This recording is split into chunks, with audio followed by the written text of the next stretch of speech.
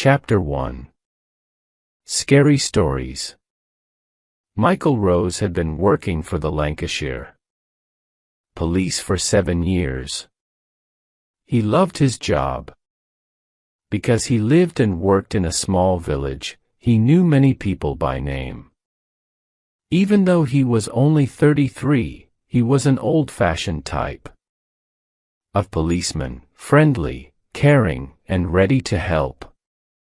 He liked the people of Pendle-Lee. Liked Sergeant Rose. Crime was not a big problem. At the police station, days went by quite slowly. Many other officers liked to be in a bigger town or a city, but Michael loved being part of a small community. The village itself was also a lovely place to live. The church, which was in the center, had been built in 1376.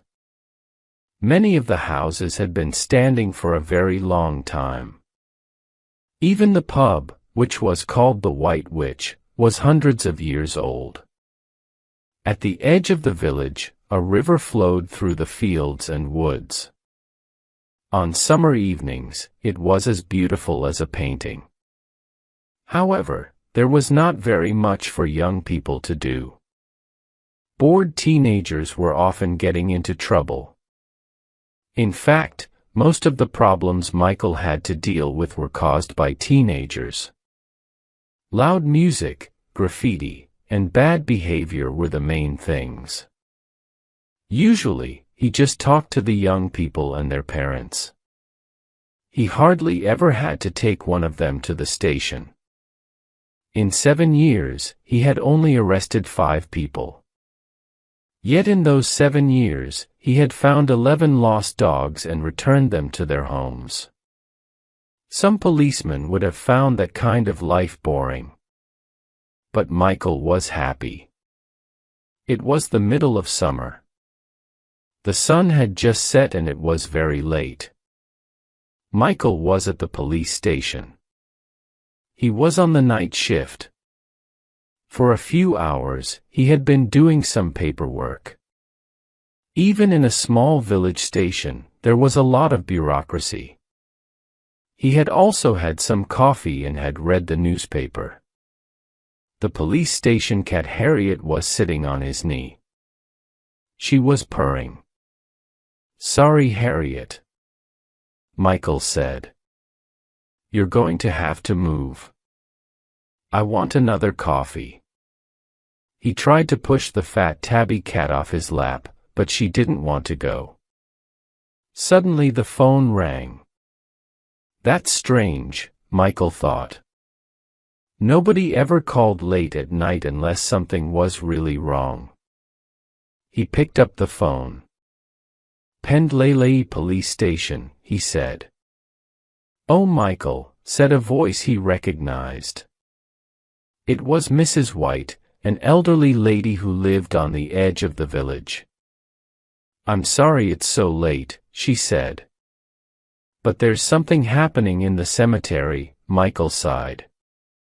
Every now and again a group of teenagers would gather at the Pendle-Lee Cemetery. Wearing black clothes, they would light candles and play loud music. "Is it those kids again?" Michael asked. "Maybe," Mrs. White replied. "I can't sleep and it upsets me that they go to the graveyard. My parents' and grandparents' graves are there." "Of course," said Michael. "I'll go right away. Then maybe you can get some sleep." Around 10 minutes later, Michael parked the police car at the cemetery gates. He could hear music. The yellow glow of candles told him where the kids were. He got out of the car and switched on his torch. Next to the gates was a very old house. In the past, the cemetery caretaker had lived in it. But the place had been standing empty for 20 years. Some of the windows were broken.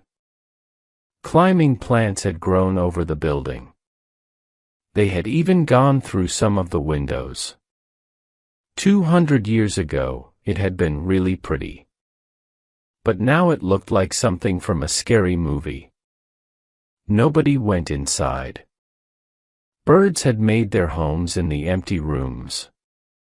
Using his torch to light the way, Michael went towards the teenagers. Lots of candles were glowing on the graves. There was loud music, and some of the teenagers were standing in a circle singing. When Michael appeared out of the darkness, he frightened some of them. A girl nearly screamed. "Sorry," he said to her. "It's only me." "Are you trying to make a ghost appear?" "It's none of your business," said a tall boy. He stepped forward into the torchlight.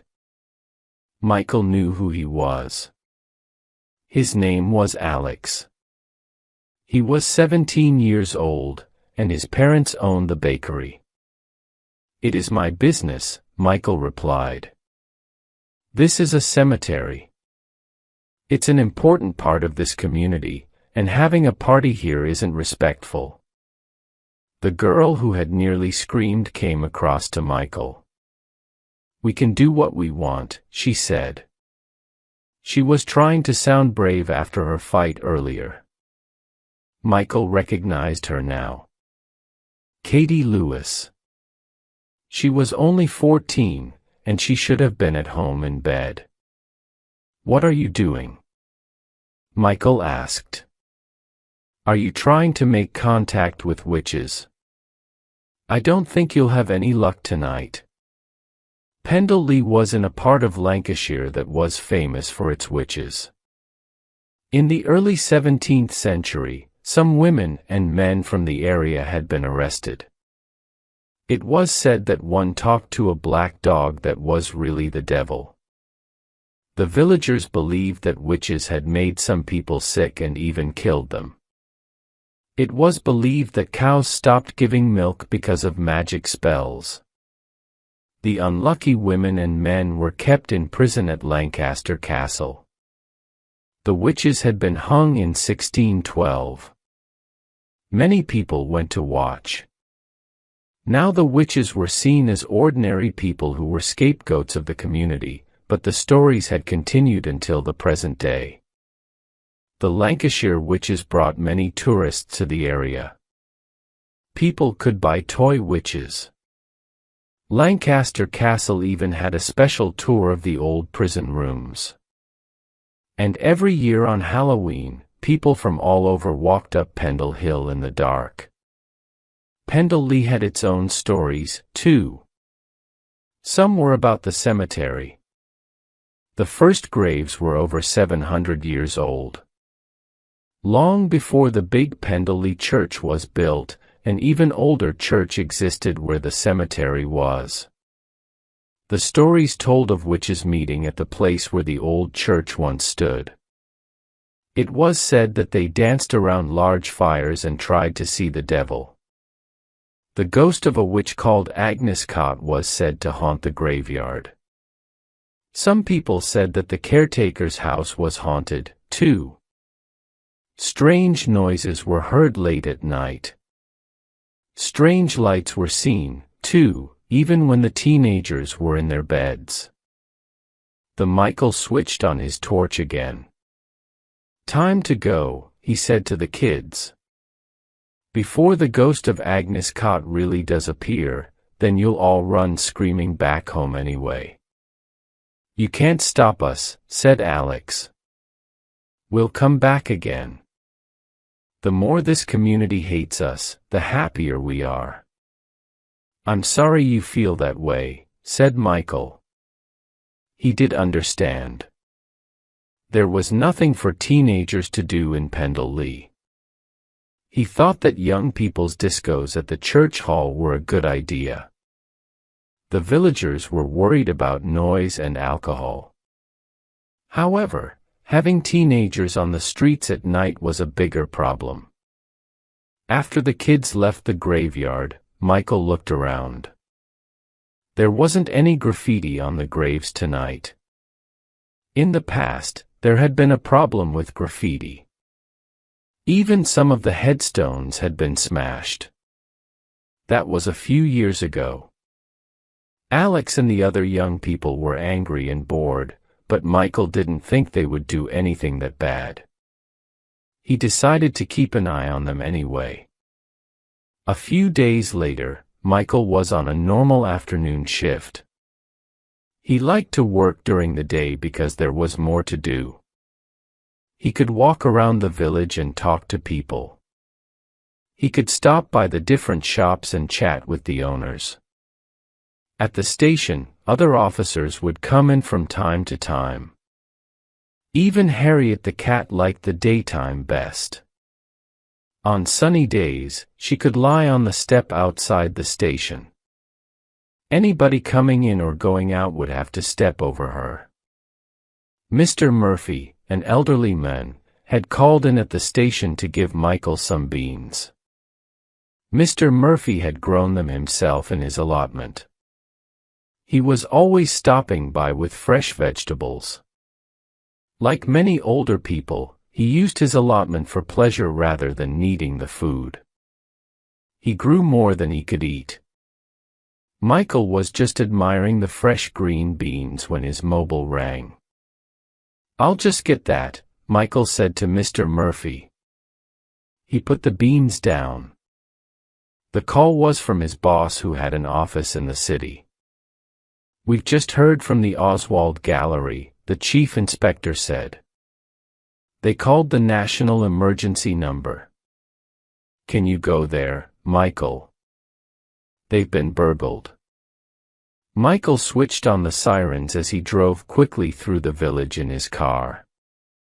As he drove, he thought about the gallery. He hadn't been there for over 3 years, but he used to go a lot. That was because his ex-girlfriend Sarah loved art. Sarah had left to go to America about 3 years ago. She worked in art restoration and had been offered a job in Boston. After thinking long and hard, she decided to take it. But Michael couldn't get a job with the police in the United States. He didn't want to stop being a policeman either. So he stayed in Pendle Lee and Sarah moved to Boston. The Oswald Gallery was just outside the village. It was in a beautiful 18th century house. A man called John Oswald had built the house, and the gallery was named after him. It took Michael around 10 minutes to get there. When he arrived, he walked to the door.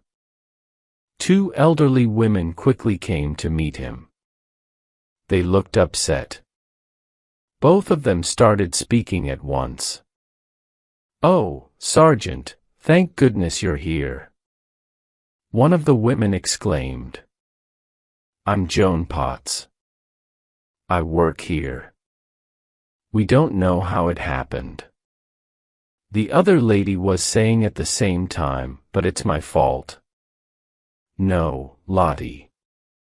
Of course it's not your fault," said Joan. "Yes, it is," Lottie exclaimed. "I'm so angry with myself." Michael raised his hands. "Let's stay calm," he said. "We'll go inside and you can tell me all about it. Then we'll start searching for the thief." Chapter 2. Past Life. Once inside, Michael took out his notebook. "Now tell me what happened," he said. "No one had come to visit for over 2 hours," said Joan Potts. It was a slow day. Lottie Bingley sat down behind the reception desk. "I'm afraid I left the reception," she said. "Every year we have a competition for artists. People from all over Lancashire send in their paintings. This morning we had some new paintings come in and I was very excited. I wanted to see them, even though it's not my job to unpack them. I went upstairs to look.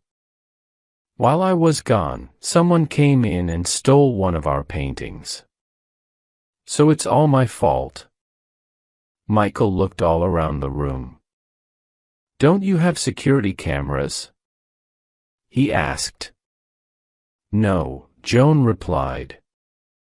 "It would cost a lot of money, but we never imagined that someone would steal from the Oswald Gallery." "And neither of you saw anybody?" Michael asked. "No." Both women replied at the same time. "We didn't see or hear anything," said Lottie. "Let's have a look at where the painting was hung," Michael said. The women led him into one of the gallery's little rooms. Modern galleries had lots of space and white paint, but the Oswald Gallery was different. The building had many small rooms and halls. The walls were covered in beautiful old wood. The windows were very small. As visitors walked around, they could imagine living 300 years ago. Paintings were hung on all the walls, but in one place there was an empty spot. "It was here," said Joan. "It was called Summer." Michael took out his phone. "I'm going to call the crime scene police," he told Joan and Lottie. "Someone will come round and check for fingerprints. I'll also need a photograph of the painting, please. It'll help in the investigation." "I'll go and find one," said Lottie. The artist was Butterworth, of course. The Oswald Gallery was small and not very important, but it had the largest collection of Butterworth paintings in the country. Tristan Butterworth was a famous painter from the 1940s and 50s. He had lived near Pendley for many years. When he died in the 1980s, many of his best paintings were given to the gallery. People came from all over the United Kingdom to see them. Lottie came back into the reception and handed a large photograph to Michael. "Here it is," she said. "Summer, it's a wonderful picture, isn't it?" Michael looked at it. It showed a beautiful summer scene. In the background, the sun shone on a river. Green fields and trees were all around. In the front of the painting there was a large tree, and under it sat a young woman. She was wearing an old-fashioned yellow dress and a big hat. "This was painted in 1951, Lottie said. "Looking at it makes me feel so calm. It almost feels like you're really there." "It's lovely," said Michael. "I'll need to keep this photograph for our investigation. Is that okay?" "Of course," said Lottie. "We'll do whatever we can to help." Back inside his car, Michael phoned his boss, Chief Inspector Blake. He gave Blake all the information he had so far. The inspector was very busy. Michael could tell he wasn't very interested in a painting stolen from a village gallery. The city had more crime than the police could deal with. They should have had security cameras, Blake said angrily. He told Michael to contact the Art Loss Register. It kept an international database of art that had been stolen or lost. If a rich person or a museum wanted to buy a piece of art, they could find out if it was a piece of art. They could find out if it was stolen through the register. If it was, the buyer could alert the police. The thief who was trying to sell the art could then be caught. It was hard to find stolen art. Sometimes the buyer knew it was stolen but didn't care. Sometimes a group of thieves would plan a big burglary and then wait for many years before selling the art in places like Africa or South America. Can you deal with this? Blake asked Michael. I don't have another officer who can come down there right now. It's too bad we have to send you a crime scene officer just to take some fingerprints. I still think it's a good idea. Michael said. The inspector was often in a bad mood and Michael was glad he didn't have to work in the city with him. "You know we're on terror alert, don't you?" Blake went on. "We may have to send officers to Manchester or London at any moment." "You too, Sergeant." "I know," Michael replied. "Leave everything to me, Inspector. I'll send you my reports." After the phone call was finished, Michael opened the car window. He took a deep breath of fresh air. Then he looked at the photograph of Summer again. The young woman in the picture was very pretty. She had long, wavy, blonde hair. She looked out across the fields. Michael wondered if the woman had been real or if she had come from the painter's imagination. Then Michael was soon back at the station. He immediately contacted the art loss register. He informed them about the stolen painting and gave all the details. Then he went out and interviewed the villagers. He was hoping someone had seen something strange, like someone hurrying away from the village. Meanwhile, the crime scene officer was exploring the gallery. When the fingerprints were found, they would be put into the police fingerprint database. If the thief had done anything wrong before, his or her prints would be in the database. They would match with the prints from the crime scene. Then the police would have a name. Over the next 2 days, Michael was busy. He put up signs about the burglary. The signs asked people with any information to call the police or the National Crime Stoppers number. He also went from house to house, asking the villagers if they had seen a stranger in the village. A few couples and families had had picnics or had stopped at the White Witch pub. But nobody had been behaving strangely. He made copies of the Summer photograph. Then he took them to all the art shops and auction houses in the area. He sent the photo to colleagues in Preston, Manchester, and even London. At the station, he put the photo on the wall. Instead of trying to find a stolen painting, he began to feel that he was trying to find the beautiful woman. It seemed very important to take her back to the gallery where she lived. After a few days, the other police officers started to joke about Michael's painting. He looked at it 100 times a day. Sometimes when he was talking to someone, his eyes would go to the photograph. "Have you fallen in love?" some of the officers asked. Michael no longer chatted with the villagers. He didn't seem to have time anymore. Even Harriet the cat seemed in a bad mood because of Summer. Michael only wanted to hunt for the painting and was no longer interested in playing with her. Whenever he had a moment, he was on the phone or visiting auction houses, asking about the painting. Even when he was not at work, he'd visit places that sold old paintings. On Tuesday afternoon, the phone rang. It was exactly 5 days since Summer had been stolen. Every time the phone rang, Michael hoped it was about the painting. It was Joan Potts from the gallery. "Something terrible has happened," she exclaimed. "Lottie has been taken to hospital. Another painting was stolen and this time the thief pushed Lottie down the stairs. She's unconscious." After going straight to the gallery and looking at the crime scene, Michael went to the hospital with Joan. They were both very worried about Lottie. Because she was old, her chances of getting better quickly were not good. She'd hit her head quite badly and broken one of her legs. Joan couldn't help crying as they stood in the waiting room at the hospital. The doctor in charge promised to call Michael as soon as there was a change. Michael needed to ask her about what happened.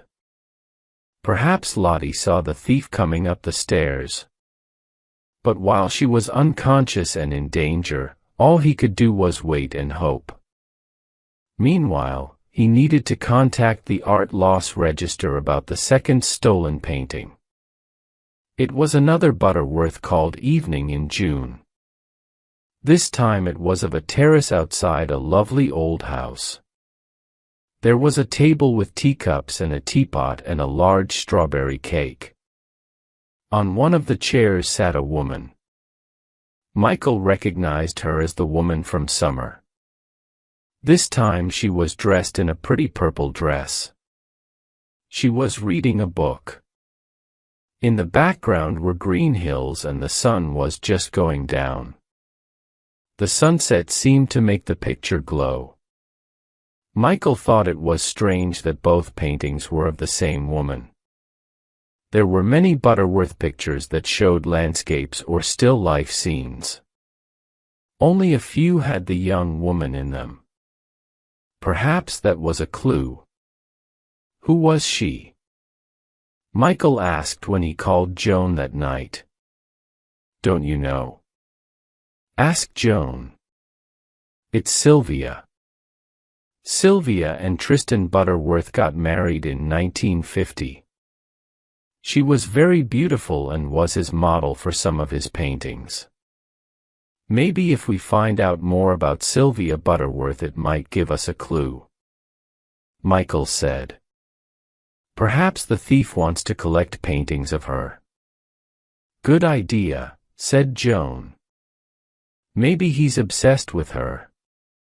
We have an archive at the gallery. It has a lot of information about Sylvia in it. You can look at it if you like. The next day after his afternoon shift, Michael went back to the Oswald Gallery. It had been closed and there were plans to buy security cameras. The risk of someone getting hurt again was too big. Joan took Michael upstairs to a small office. It was filled with filing cabinets. This is the Butterworth archive, Joan said. The filing cabinets are full of photographs and letters. They belong to both Tristan and Sylvia. There are also lots of papers about Butterworth's paintings and exhibitions. You can look through them if you like. Joan made him a cup of coffee. Then she gave him the keys to the gallery and the code number of the alarm system. She went back to the hospital where she spent her evening sitting with Lottie. Michael was alone. He didn't know where to start looking. All he knew was that someone had a reason for stealing Butterworth's paintings of Sylvia. Perhaps the past would give him a clue. First, he pulled open some files of photographs. There were lots of black and white ones. There were many of Sylvia by herself. Michael knew they were not important for the investigation, but he couldn't help looking. Some were of Sylvia when she was very young. Most showed her in her 20s and 30s. Michael felt that he had never seen anyone more beautiful.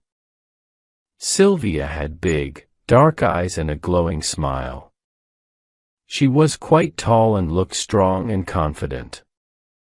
When she was younger, she had worn her long hair down. When she was older, she wore it up in the style of the 1950s. Her clothes were always pretty and looked good on her. In some of the photos, she was with a man. Michael recognized him as Tristan Butterworth. The names, places, and dates were written on the backs of many photos.